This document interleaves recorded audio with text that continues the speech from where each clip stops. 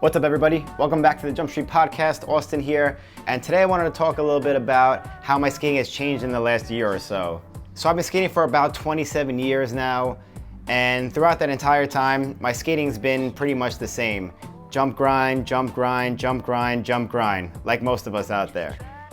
And there's absolutely nothing wrong with that at all, but I could see how people skating after so many years of doing the same thing over and over again, becoming monotonous and you become numb to it. And I completely understand how people fall off and get bored of skating after, however many years they've been doing it. A while back, we had Dominic Sagona on the Jump Street Podcast, and he said, you have to think, where are you spending the most time on your skates? It's on the ground.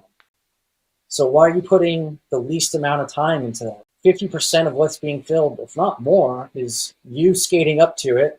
And you've got 2 seconds of your grind, and then your exit. You're overlooking the two biggest parts. If we're spending most of our time on the ground, then why not focus on that part of it? It seems pretty important. And it really got me thinking about my own skating. Hearing him talk about how he focused more on approaching the tricks, landing the tricks, as opposed to the actual tricks themselves, which 99% of us care about. And it really made me realize how much I don't like my own general skating style. Not the tricks, just skating on the ground. The way I pump to get speed, the way I turn up to a trick. I never liked that aspect about my skating. I was never into big wheel skating, but the beginning of last year, I decided to buy a pair of USD Aeon 80s, which is an 80mm flat aggressive setup, which is really unusual.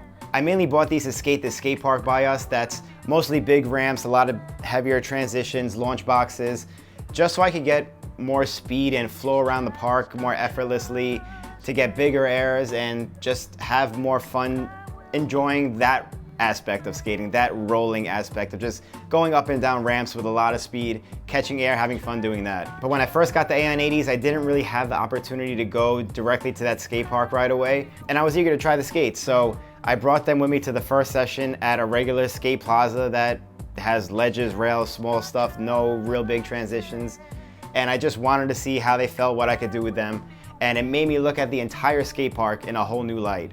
Having a big wheel setup in an aggressive skating setting really changed my perspective on looking at all these obstacles that I looked at for so many years the same way. It really put like a refreshing, fresh new smile on my face for skating again, which I haven't had in a long time. It was almost like learning a new sport all over again.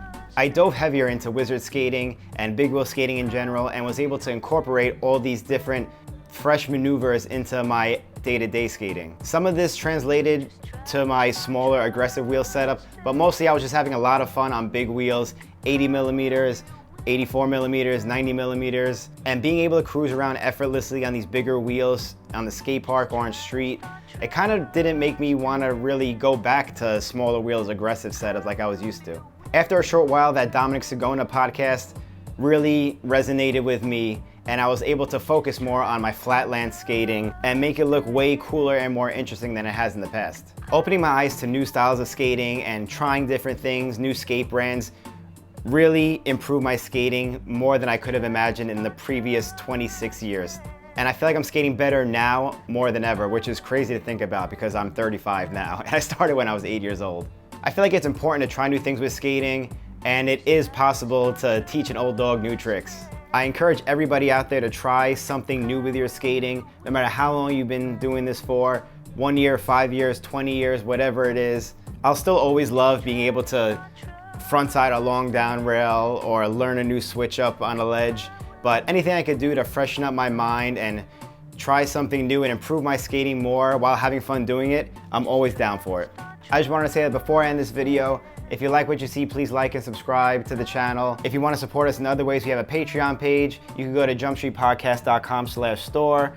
We have a lot of cool merch for sale, t-shirts, hoodies, mugs, hats. We also have a supplement brand, so if you feel like you need to freshen up your body and your health, please check out jumpsubs.com. Get some turmeric, some multivitamin, Ultra Joint Flex. We have a bunch of things on there that me and Billy think can benefit all of us skaters. So thank you for supporting, and I'll see you in the next video.